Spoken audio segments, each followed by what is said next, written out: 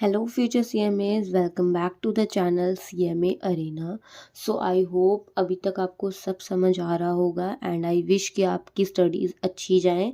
अगर आपको कोई भी डाउट है तो आप प्लीज़ कमेंट सेक्शन का यूज़ करें और कमेंट सेक्शन में मुझे बताएं कि क्या डाउट है।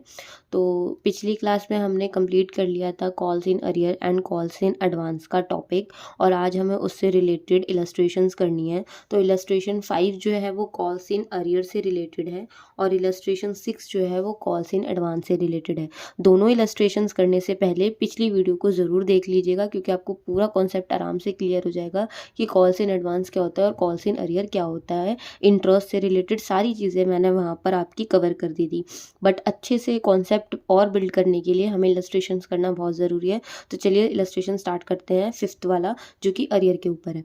तो इलस्ट्रेशन कह रहा है कि एक कंपनी थी जिसने 5 करोड़ शेयर्स जो है at the rate of 10 each issue करे हैं, लेकिन 4 रुपये का यहाँ प्रीमियम भी है। बहुत ध्यान से देखना है कि प्रीमियम कहाँ पर आ रहा है, क्योंकि अब आपको प्रीमियम की एंट्री भी करनी है, कॉल्स इन अरियर की एंट्रीज भी करनी है।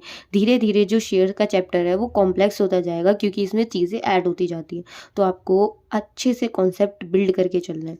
ओके, सो यहाँ पर 14 रुपये का हमारा इशू प्राइस हो गया। इस तरीके से मंगाया गया है कि 1 रुपये एप्लीकेशन पे आएंगे, 6 रुपये अलॉटमेंट पे आएंगे, जिसमें से 2 रुपये की अलॉटमेंट है और 4 रुपये का सिक्योरिटी प्रीमियम है। 3 रुपये फर्स्ट कॉल में मंगाया और बैलेंस फाइनल में मंगाया। ऊपर 10 हो गया तो इसका मतलब बैलेंस 4 रुपये की है। ओके, एक क्या दिक्कत है इसमें, मनी नॉट रिसीव्ड। इसका मतलब कुछ शेयर होल्डर्स ऐसे थे जिन्होंने हमें फर्स्ट कॉल और फाइनल कॉल के पैसे नहीं दी। कुछ शेयर होल्डर्स में मतलब कितने शेयर हैं उनके पास, तो 1 लाख शेयर ऐसे हैं जिनके ऊपर हमें फर्स्ट कॉल का पैसा रिसीव नहीं हुआ, और 1,50,000 शेयर्स ऐसे हैं जिनके ऊपर हमें फाइनल का पैसा रिसीव नहीं हुआ है। बहुत ध्यान से करते जाइएगा मेरे साथ ही क्वेश्चन। तो चलो स्टार्ट करते हैं। तो सबसे पहले सिंपल एंट्रीज जो हम करते हैं एप्लीकेशन की, कि सबसे पहले क्या होगा, सबसे पहले होगा हमारा बैंक अकाउंट डेबिट, क्योंकि हमें एप्लीकेशन के पैसे मिलेंगे। सो बैंक बड़ा है किस वजह से, to share application account. Okay, so वही अमाउंट बहुत ज़्यादा है तो हम लैक्स में जो है एंट्रीज को कर लेंगे, तो हमें ये 5 जीरो लगाने की ज़रूरत नहीं है। ओके, सो 500 के हिसाब से ये रहे 500, इसके हिसाब से हमें कितने रुपए मिलने वाले हैं, हमें मिलने वाला है 1 रुपया। ओके, सो यहाँ पर आ जाएगा हमारा 500। ओके, आगे क्या होगा, इस शेयर एप्लीकेशन के पैसों को हम क्या करेंगे, share application account debit to, हम इसे शेयर कैपिटल में ट्रांसफ़र कर देंगे। नरेशंस लिखना मत भूल जाइएगा, बहुत इजी होता है नरेशन लिखना। आप अपनी लैंग्वेज में लिख सकते हो, बस बीइंग लगा देना आगे, उसमें कोई दिक्कत वाली बात नहीं है। लेकिन अगर नहीं लिखोगे तो नंबर ज़रूर कट जाएंगे। ओके, सो यहाँ पर भी कितना आ जाएगा, 500। तो ये हो गया हमारी एप्लीकेशन की एंट्री। बिल्कुल सिंपल एंट्री थी, इसमें कोई लेना देना हमें नहीं था। सेकंड एंट्री पे हमें क्या ध्यान देना है कि यहाँ पर अलॉटमेंट पे प्रीमियम है। अब अलॉटमेंट पे प्रीमियम की एंट्री कैसे होनी थी, सबसे पहले बैंक में पैसा नहीं आएगा, सबसे पहले हम अमाउंट को ड्यू कर देंगे।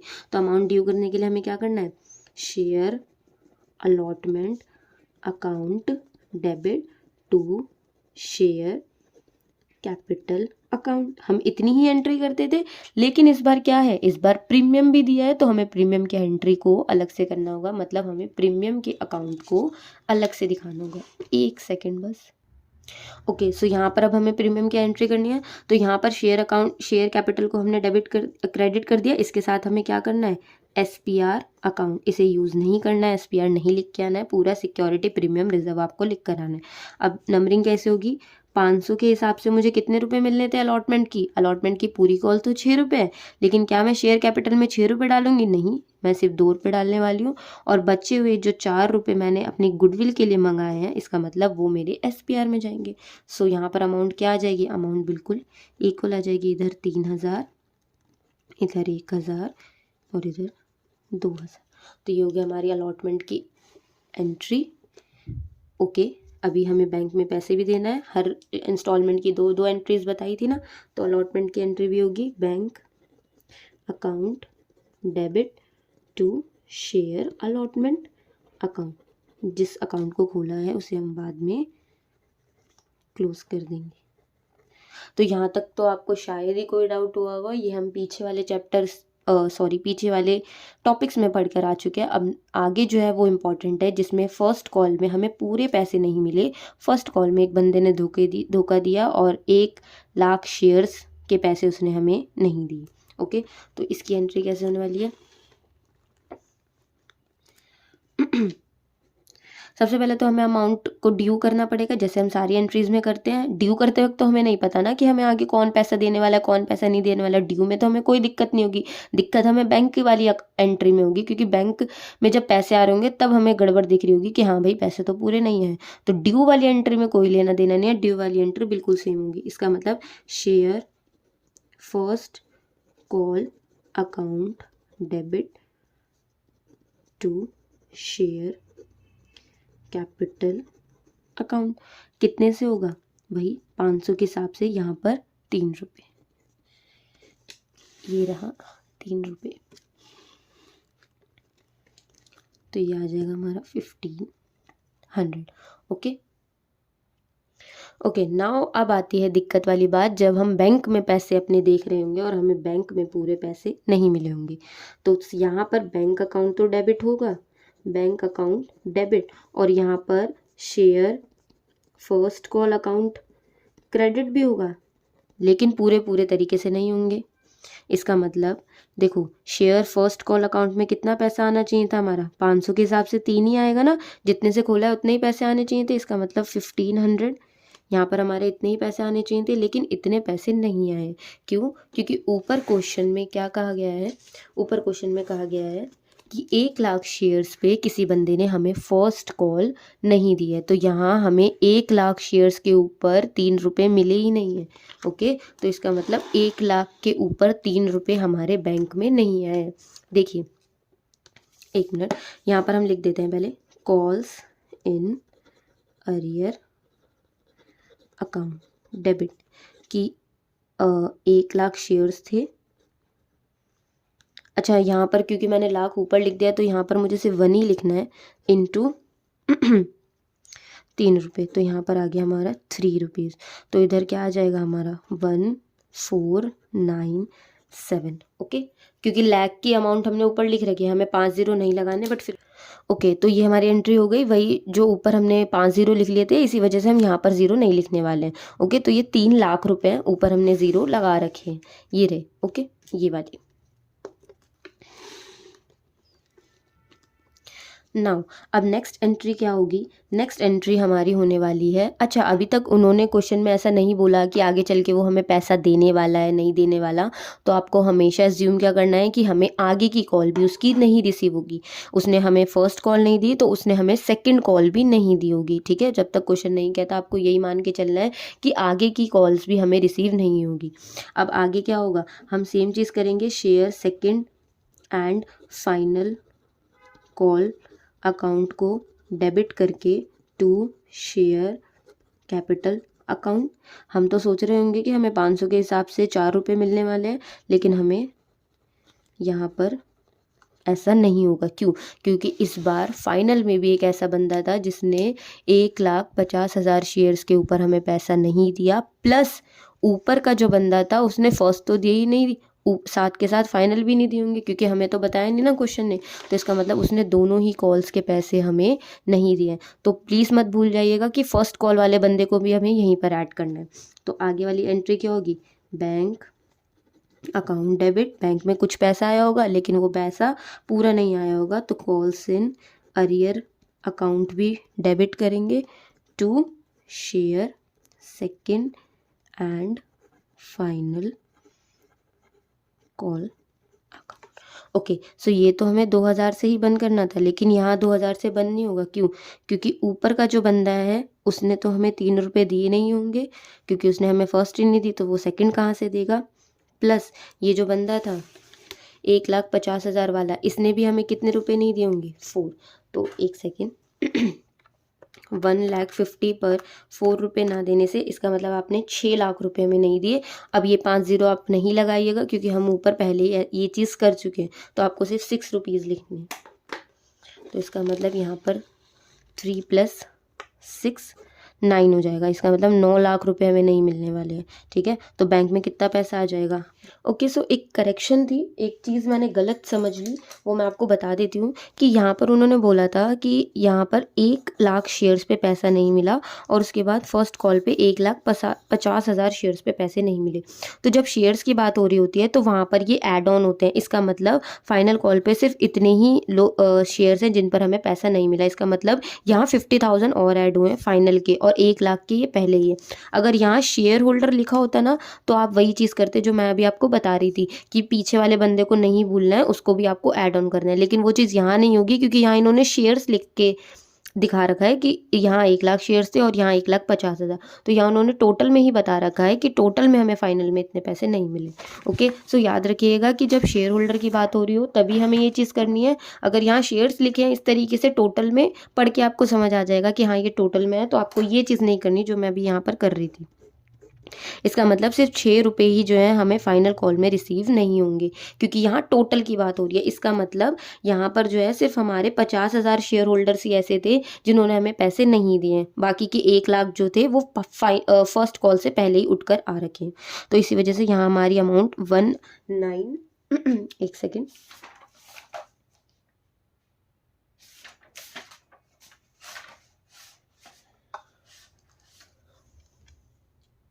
हाँ, तो यहाँ पर हमारी अमाउंट 1994 आ जाएगी। ओके, सो ये होता है हमारा क्वेश्चन यहाँ पर कंप्लीट। प्लीज़ ये इसको तो आप स्टार मार्क कर लीजिएगा कि यहाँ पर हमने एक गलती कर दी थी, ताकि आप आगे ये गलती ना करें। ओके, सो आई होप आपको फर्स्ट क्वेश्चन अच्छे से समझ आया होगा कि कॉल्स इन अरियर का क्वेश्चन कैसे किया जाता है। अब एक कॉल्स इन एडवांस का क्वेश्चन भी कर लेते हैं, जो कि है इलस्ट्रेशन नंबर 6। ये है हमारी एडवांस का इलस्ट्रेशन। ओके, सो ये क्या कहता है कि 5,000 शेयर्स जो हैं, अब अच्छा हुआ छोटी अमाउंट दे दी, तब से इतनी बड़ी बड़ी अमाउंट दे रखी थी। तो 5,000 शेयर्स जो हैं at the rate of 10 each इन्होंने ऐसे करके पार पर वो कर रखे हैं इनवाइट।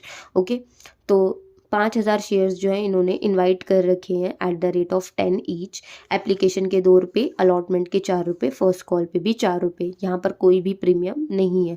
बट एक चीज़ इन्होंने क्या बोली है कि 200 शेयर्स ऐसे हैं जिन्होंने paid call money along with allotment. इसका मतलब कॉल मनी के पैसे, फर्स्ट कॉल के पैसे अलॉटमेंट के साथ ही जो है पे कर दिए। इसका मतलब इसी कॉल पर उन्होंने बचे हुए 4 रुपये भी दे दिए। तो इसकी एंट्रीज कैसे होने वाली है?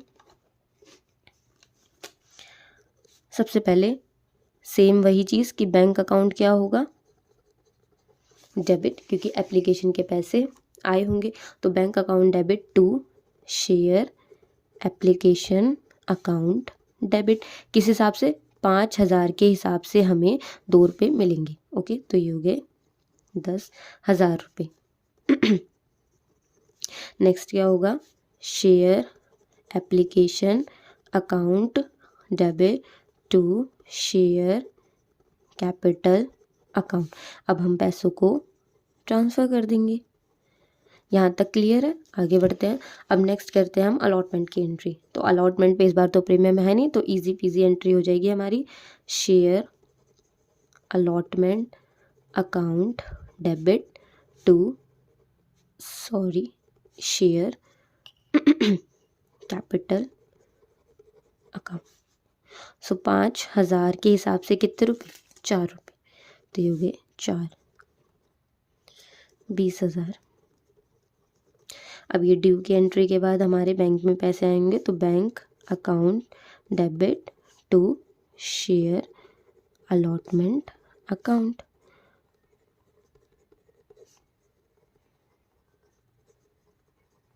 ओके, सो यहाँ तक कोई डाउट नहीं है। अब नेक्स्ट चीज़ क्या आती है? ओ सॉरी, अलॉटमेंट पे उसने पैसे दे दिए थे ना, तो हमें अलॉटमेंट पे एंट्री करनी है। हम इतने जल्दबाजी में कर रहे हैं एंट्रीज। ओके, अगर ये नॉर्मल क्वेश्चन होता तो यहाँ तक हमारा काम हो जाता, लेकिन अब देखिए क्या हुआ है कि 4 रुपये हमें अलॉटमेंट के हिसाब से मिलने थे, लेकिन एक बंदा था जिसके पास मान लीजिए 200 शेयर्स थे, उसने 4 रुपये एक्स्ट्रा पे करे। इसका मतलब हमारे बैंक में एक्स्ट्रा पैसे आए होंगे।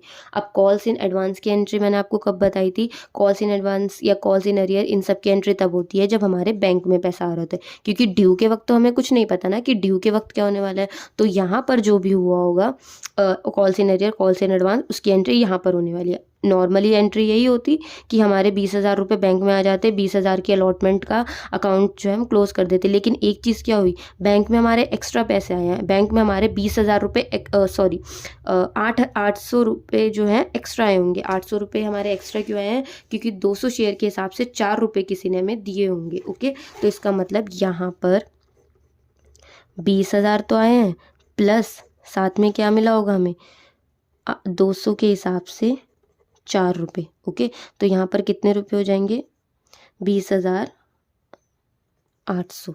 ओके, लेकिन शेयर अलॉटमेंट तो 20,000 से हमने बंद करा है, तो इसको इक्वल करने के लिए क्या करते हैं हम, कॉल्स इन एडवांस का अकाउंट ओपन करते हैं। तो calls in advance account, okay, 200 के हिसाब से 4 रुपये, तो ये हो गई 800। आप यहाँ ना लिख के यहाँ पर दोनों की अगर न्यूमेरिकल ये चीज़ कर लेते तो ऊपर आंसर आप प्लस करके लिख सकते थे। ओके, अब नेक्स्ट आगे क्या होगा, फर्स्ट कॉल होगी, फर्स्ट कॉल ड्यू होगी। तो फर्स्ट कॉल ड्यू करने के लिए हमें क्या करना है, अब नेक्स्ट फर्स्ट कॉल ड्यू होगी, तो वही ड्यू में हमें कोई भी एंट्री से डिफ़िकल्टी नहीं होने वाली है, कोई भी हमें दिक्कत नहीं है एंट्री से रिलेट। अब नेक्स्ट हम करेंगे फर्स्ट कॉल की एंट्री। तो सबसे पहले हमें ड्यू करनी है, तो ड्यू में तो हमें कोई चिंता करने वाली बात है नहीं, क्योंकि ड्यू के वक्त हम कुछ नहीं करते। तो share first and share first and final call account debit to share capital account.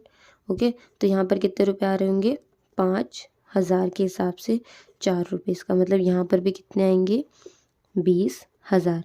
Due की एंट्री को कभी भी वो मत कीजिएगा, क्योंकि ड्यू के वक्त हमें नहीं पता ना कि बैंक में पैसे कितने आएंगे कितने नहीं आएंगे। बैंक के टाइम पे हमेशा एडवांस और अरियर की एंट्रीज होगी। ओके, बिल्कुल ध्यान रखिएगा इस बात को।